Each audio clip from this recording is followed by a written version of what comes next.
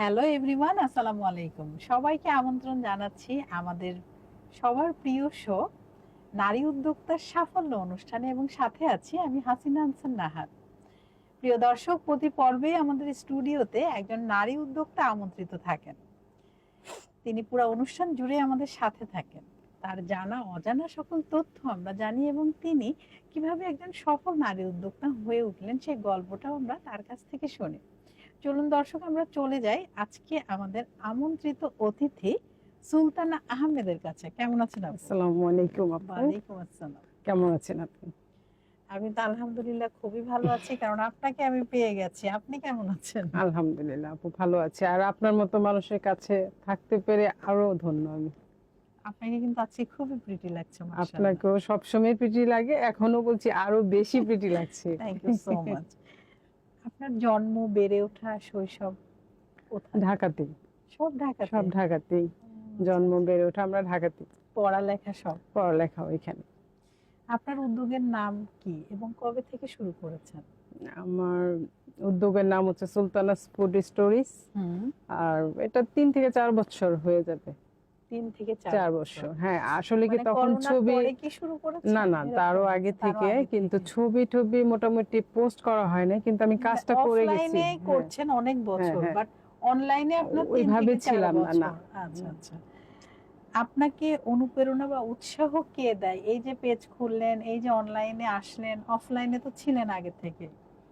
এটা আসলে কি, প্রথম দিকে আমার আম্মা আমেরিকাতে আছেন, বাবা মা ভাই বোন টোটালি ওখানে। তো ওরা যখনই আসতো তখন সবাই আমার বাসাতে উঠতো।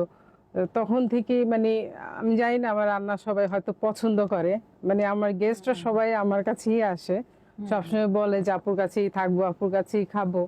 তো তখন থেকে মানে সুন্দর করে আপ্যায়ন করেন, না হলে কেন আপনার কাছে থাকবে? না সেটা না, মানে ওরা অটোমেটিকলি বলে যে তুমি কিভাবে ম্যানেজ করো, এত কিছু জানি না, তুমি যেভাবে রান্না করছো, আবার আমাদের সাথে গল্প করছো, আবার মজাও করো, আবার হাসাহাসিও করো, সব দিক মিলে মানে তোমার কাছে আসলে মনে হয় এক্সট্রা একটা আদর বা একটা শান্তি কাজ করে, আর ভালোবাসাও কাজ করে। সেটাই। ওটা থেকেই আম্মা যখনই আসতো, কারো আমার বোনের বাসা উঠতো না, সবসময় আমার কাছে বরাবর আম্মু। আপনি কি বড় মেয়ে? না, আমি মেঝো। তা তখন আম্মু হঠাৎ করে আমাকে বলতেছে, তোমার তো মাইক্রো ওভেন দাও, আমি একটা কেক বানাই। তা আমি বললাম যে মাইক্রো ওভেনে, আম্মু তো আমেরিকাতে সবসময় কেক টেক অনবরত বানাতো। তো তখন আম্মা যখন আমাকে বললো, তা আমি বলছি আম্মা, আমার তো মাইক্রো ওভেনে কেক হবে না। আম্মা বলছে তুমি আমাকে দাও, দেখো আমি পারি কিনা। যখনই আম্মু কেকটা বানালো, আমি তো অবাক যে এত ভালো আমার মা কেক বানায়, অথচ আমরা ঘরে বসে আছি। তখনই আম্মু বললো যে তুমিও তো এই কাজটা করতে পারো, যেহেতু তুমি খুব ভালো রান্না করো। তখন থেকে মনে হলো যে না, আমি এই কাজটার পিছনে একটু শ্রম দিলে আমার মনে হয় আমি চেষ্টা করলে কেন পারবো না, আম্মুর মতো অবশ্যই আমি পারবো। আম্মু যখন পেরেছেন এই বয়সে এসে, আর এত মজা কি করে, আমার মা তো কোনো শেফের কাছ থেকে করেনি, সে তো একা একাই কাজটা শিখেছে। তখনই মনে হলো আম্মু যদি শেফের কাছ থেকে করে শিখতে পারে না, মানে আমি কেন পারবো না ঘরে বসে, তাহলে আমি একটু কাজটা করি, দেখি, ট্রাই করি। ঠিক তখনই মনে হলো আমি কোথাও গিয়ে আমি একটু ট্রাই করি, ছোট ছোট ওয়ার্কশপ দিয়ে আমি শুরু করি। তারপর আস্তে আস্তে আস্তে আস্তে মনে হলো যে না, এই ছোট ছোট ওয়ার্কশপে আমার কাজ হবে না, বলতে আমার একটা কোয়ালিটি তো মেনটেন করতে হবে, বা আমি যে এত ভালো কাজ জানি, পরিপূর্ণ বা একটা ইন্টারন্যাশনাল পর্যায়ে আমাকে এটা করতেই হবে। তখন দেখা গেল যে ফ্যামিলি সাপোর্ট গুলো আমার খুব দরকার ছিল। আমার হাজবেন্ড, আমার মেয়ে, ওরা আমাকে অনেক সাপোর্ট করলো, আমার মা অনেক সাপোর্ট করছে, আমার ভাই বোনরাও করছে। বিশেষ করে আমার শ্বশুরের কাছ থেকে যে পারমিশনটা আমি পেয়েছি, এটা আমার জন্য অনেক বড় পাওয়া। না, অবশ্যই। মূলত আপনার পেজে কি কি খাবার আপনি সেল করছেন? আমার পেজে মোটামুটি আমি পেস্ট্রি এন্ড বেকারি শেফ, সেই দিক থেকে তো বড় বড় আমি এগুলো নিয়ে কাজ করার ইচ্ছা, ওই যে আম্মা বলেছে তাই ওখান থেকে আমার আশা। এখন বর্তমানে টুকটাক সবকিছুই আমি করছি, সবকিছুর করছি আমি, মোটামুটি হয়ে গেছে আমার। হট কিচেন আমার মা, তারপরও আমি হট কিচেন বাইরে থেকে করেছি। ছোট ছোট ওয়ার্কশপ ছাড়াও আমি বড় বড় ইন্টারন্যাশনাল পর্যায়ে আমি ইম্পেরিয়াল থেকে করেছি, আইসিআই থেকে করেছি, টিটুস কুলিনারি থেকে করেছি, তারপর ছোট ছোট অনেক জায়গায় করেছি। ওগুলা মোটামুটি প্রথমা থেকে করেছি। আচ্ছা আচ্ছা, অনেক জায়গা থেকে টুকটাক করা হয়েছে। তারপর অনেকেই অনেক কোশ্চেন করে আমাকে যে এত কেন, মানে এত ক্লাসগুলো আমি কেন করতেছি, মানে এগুলো নিয়ে সবার প্রশ্ন যে আমি তো তেমন কিছু করতেছি না, তাহলে কেন এত ক্লাস করতেছি। আসলে ক্লাসটা করার একটাই উদ্দেশ্য, আমরা অনেক জায়গা থেকে অনেকের আছে সামর্থ্য নেই, ছোট ছোট ওয়ার্কশপ গুলো করলে দেখা যাচ্ছে যে ওইখান থেকে বড় বড় শেফের মাধ্যমে আমরা অনেক কিছু শিখতে পারতেছি, যেটা আমরা একটা ইন্ডাস্ট্রিতে সবার পক্ষে সম্ভব না শেখা। এখন দেখা যাচ্ছে যে আমি পেরেছি, আরেকজন তো পারবে না। তো তখন যখন ছোট ছোট ওয়ার্কশপ করা হয়, তখন বড় বড় শেফদের সাথে পরিচিত হওয়া, তাদের কাজ সম্পর্কে আমাদের মোটামুটি ধারণাগুলো নেওয়া যাচ্ছে, বা তাদের সাথে পরিচয় হতে পারতেছি। এগুলা কিছু কিছু বিষয় আছে যেগুলো আমার জন্য অনেক হেল্পফুল। আমি খুব সাহায্য পাচ্ছি তাদের মাধ্যমে, তাদের ব্যবহার, তাদের কথা বলা। যখনই কল দিচ্ছি তারা আমাকে মেসেজ করছে, আমি একটু বিপদে পড়লো তারা আমাকে হেল্প করে। তো এগুলো তো আমি আসলে ক্লাসগুলো না করলে, তাদের কাছাকাছি না গেলে আমি বুঝতে পারতাম না যে আসলে এই ক্লাসগুলো করে আমার কতটা ইমপ্রুভ হয়েছে। আর ইন্ডাস্ট্রিয়াল কাজগুলো করলে কি হয়, দেখা যাচ্ছে যে আমি অনেক মানে হাইজিন মেনটেন করাগুলা, ডিসিপ্লিন গুলা, তারপর আপনার ফুড ডেকোরেশন গুলা, এগুলা কিন্তু মানে অন্য অন্য ওয়ার্কশপে আমরা তেমন একটা দেখতে পাই না। ওখান থেকে শেখা মানে উপকার অনেক হচ্ছে। এই যে এত জায়গায় করছেন, অনেকেরই হয়তো প্রশ্ন জাগতে পারে, এত কেন কোর্স করছেন? হ্যাঁ, অনেকে বলে আমাকে, কেন আপু এত কোর্স করেন, মানে কি কারণে? কিন্তু আপনাকে তো দেখছি না তেমন কিছু করতে। আগে তো শিখবেন, হ্যাঁ, তারপর না আমার কথা কি, শেখার তো শেষ নাই। যে টিচার সেও শেফ না এখন, আমার মনে হয় সেও শিখে, সেও বলে আমি শেফ না। হ্যাঁ, সে কিন্তু আমাকে একদম ডাইরেক্টই বলছে আমিও এখনো প্রপার শেফ হয়ে উঠতে পারিনি। তাহলে আমরা তো তাদের কাছে কিছুই না। না, শিখা তো শেষ নেই। কেউ যদি বলে যে আমি সব পারি, আমি সব শিখে গিয়েছি, এটা ভুল। না, এটা ভুল, 100% ভুল। কারণ নিত্য নতুন কিন্তু অনেক আপডেট হয়, অনেক কিছু আসে। আর রান্নার যে বিষয়টা 5 বছর 3 বছর পর পর অনেক কিছু চেঞ্জ হয়। হ্যাঁ, নামও অনেক সময় অনেক রকম চেঞ্জ আমরা দেখি। তো আমাদের আর কি প্রতিনিয়তই কিন্তু আপডেট থাকতে হবে। আপনাকে এই পড়ালেখা শেখার মধ্যেই থাকতে হবে। আর এখানে আরেকটা বিষয় আছে যে আমরা যদি ইন্টারন্যাশনাল পর্যায়ে ক্লাস করি, সেটাতে কিন্তু আমাদের একটা এক্সাম হচ্ছে, পড়ালেখা হচ্ছে। এই জিনিসগুলো কিন্তু আমাদের ওয়ার্কশপের মাধ্যমে আমরা পাচ্ছি না। তাহলে তো উচিত আমাদের সবারই এই যে কোনো একটি মানে কাজ, বড় ধরনের হোক ছোট হোক, কাজ তো কাজই, কাজগুলো করা উচিত, যাতে এই কাজগুলো করে আমরা মেয়েরা অনেকটা আগাতে পারতেছি। আগে তো এই সুযোগ সুবিধাটা আমাদের ছিল না, এখন বর্তমানে যে সুযোগটা আমরা পাচ্ছি এটা তো আগে ছিল না। তো প্রতিটা দিন আমার সকাল দিকে বের হওয়া, প্রতিদিন কাজগুলো করা, তারপর আমার হাজবেন্ড যথেষ্ট আমার পিছনে অনেক সময় দিয়েছে, ও নিচে বসে থাকতো, তারপর ছুটি হলে আবার ফোন দিয়ে আমাকে নিয়ে যেত, মানে প্রতিটা জায়গায় ও আমাকে সহযোগিতা করেছে, না হলে আমার আসা সম্ভব ছিল না। তারপর বাসায় গিয়েও দেখতাম যে আমার মেয়েদের অনেক কষ্ট হচ্ছে, ওদের পড়াশোনা বা ওদের রান্না, তারপরও দেখতাম ওরা এতটাই আমার জন্য হেল্পফুল, যে এত সাপোর্ট করেছে। কখনো বাসাতে গিয়ে আমার মানে কষ্ট করতে হয় নাই। দেখা গেছে ওরা আমার জন্য রান্না করে রেখেছে, বা আমার টয়লেটে আমার ড্রেসগুলো দিয়ে রেখেছে। তো এগুলো তো আসলে ফ্যামিলি সাপোর্ট ছাড়া সম্ভব ছিল না আমার। তো আমার বাবা মা যেহেতু দেশের বাইরে আছে, বা আত্মীয় স্বজন আমি মানে তেমন কোনো ওইভাবে কাউকে কাছে পাই নেই কখনো। তো সেই জায়গা থেকে যখন আমার মেয়ে আর আমার হাজবেন্ড আমাকে অনেকটা আমাকে মানে এইদিকে সহযোগিতা করেছে, না হলে আমার পক্ষে কোনোভাবেই সম্ভব ছিল না। আসলে কোনো নারীর পক্ষে সম্ভব না ফ্যামিলি সাপোর্ট ছাড়া। বিশেষ করে আমরা যারা এশিয়াতে বসবাস করি, এশিয়ান কান্ট্রিতে আসলে একটু নারীদেরকে এগিয়ে নিয়ে যেতে হয়, সে নিজে ওইভাবে আগাতে পারে না পারিবারিক সাপোর্ট ছাড়া।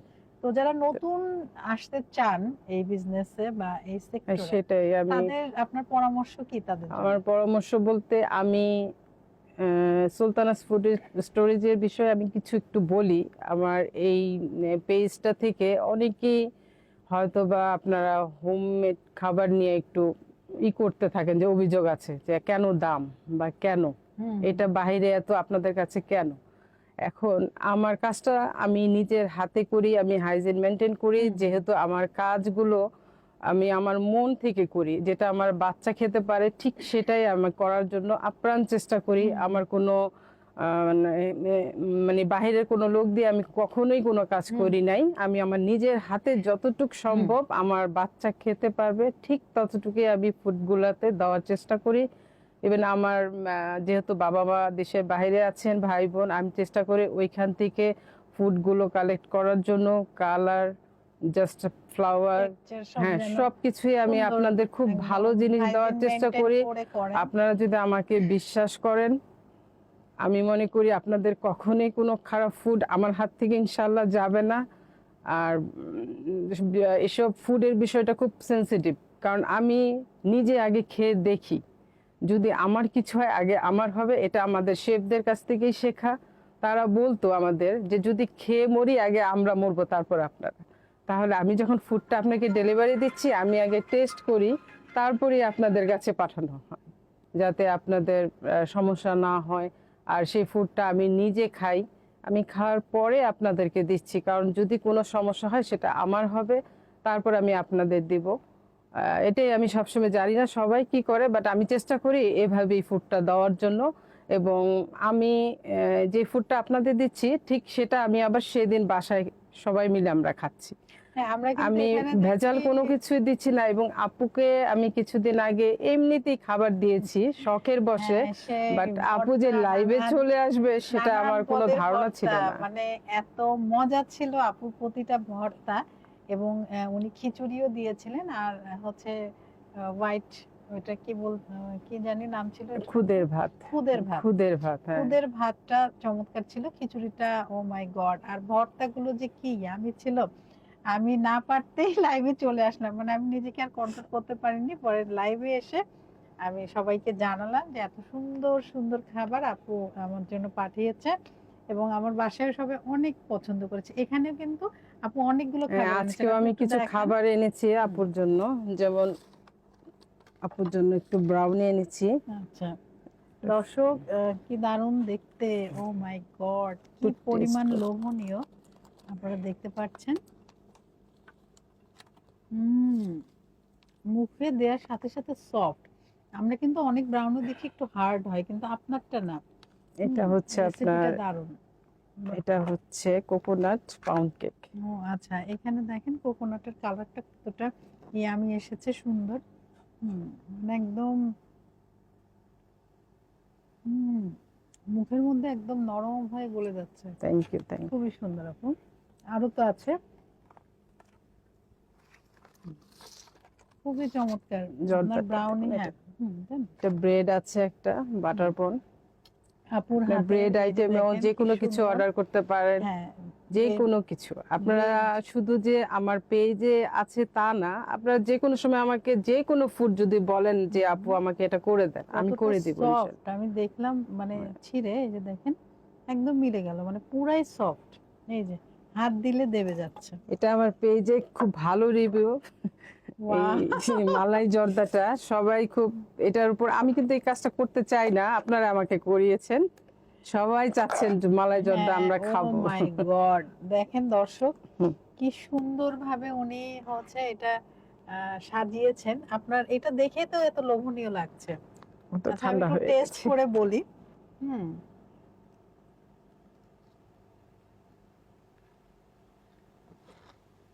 আপু সত্যি জাস্ট ওয়াও, মানে Thank কি you, বলবো, thank you, আপনার thank you. আপনি যখন মালাইটা বলেছেন, যেমন সুন্দর তেমনি আপনার এই মিষ্টিগুলো এবং রাইসটা মানে সবকিছু কিন্তু আপু পারফেক্ট। আমি মিষ্টিগুলো বানিয়ে দিই। হুম, এটা বোঝাই যাচ্ছে। হ্যাঁ, আমি তো সব বানিয়ে দিয়েছি। এটার ফ্যান হয়ে গেলাম। থ্যাংক ইউ, দর্শক, থ্যাংক ইউ। আপনারা যদি এই মজাদার মজাদার রেসিপিগুলোর স্বাদ নিতে চান, তাহলে আপুর সাথে যোগাযোগ করবেন, আপুকে ইনবক্স করতে পারেন। আপুর পেজে কিন্তু মোবাইল নাম্বার দেওয়া আছে, আপনারা মোবাইলে কল করতে পারেন। আপুর ডেলিভারি ম্যান আছে, ডেলিভারি ম্যান কিন্তু যথাসময়ে পৌঁছে দেবে। আপু বেশি যদি অর্ডার হয় সেক্ষেত্রে কি করবে? কয়দিন আগে হচ্ছে, আর মানে 3-4 দিন আগে বললেও হয়ে যায়। আর যদি অল্প অর্ডার হয়? অল্প, আমি ওখানে দেওয়া আছে 2 দিন, তারপর আমি দেখা যাচ্ছে একদিন আগেও দিয়ে দিই, সমস্যা হয় না। অনেক একদিন সময় আগেও। নিজে ফ্রি থাকলে দিয়ে দেওয়া যায়, কিন্তু খুব যেমন 3 জন এটা করতে গেলে একটু প্রবলেম হয়। 5 থেকে 10 জন হলে আমার জন্য একটু ভালো হয়। হ্যাঁ দর্শক, 5 থেকে 10 জন হলে মিনিমাম অর্ডার ভালো আপনার হয়। জন্য একটু ভালো হয়।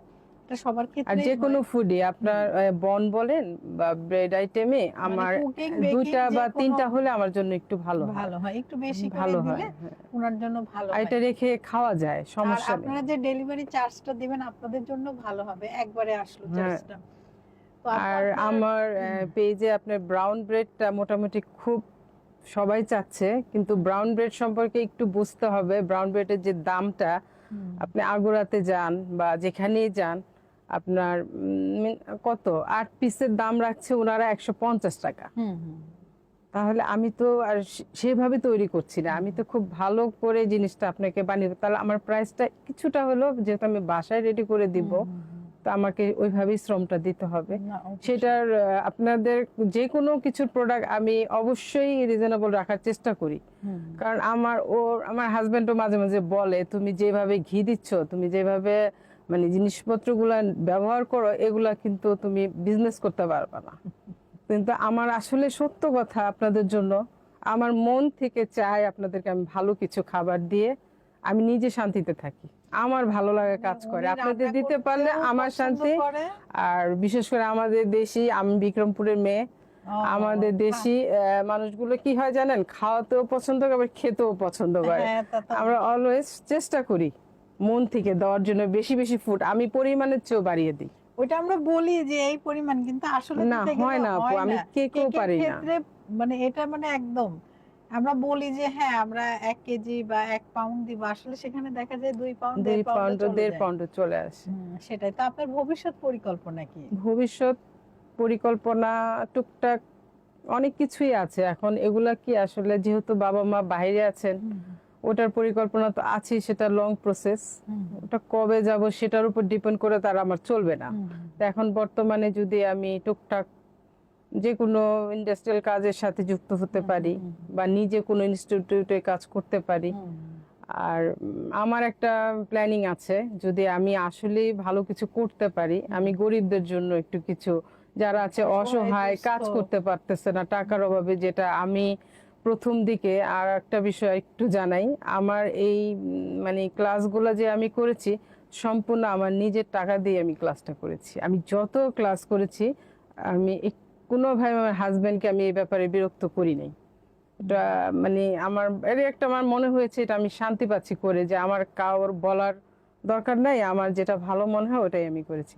এখন আমার ইচ্ছা আছে ঠিক এইভাবে, যেহেতু একটা মেয়েকে আমি সাহায্য করতে পারি বা ওদের পাশে দাঁড়াতে পারি, ওরা কাজ শিখুক আমার থেকে, সমস্যা নেই।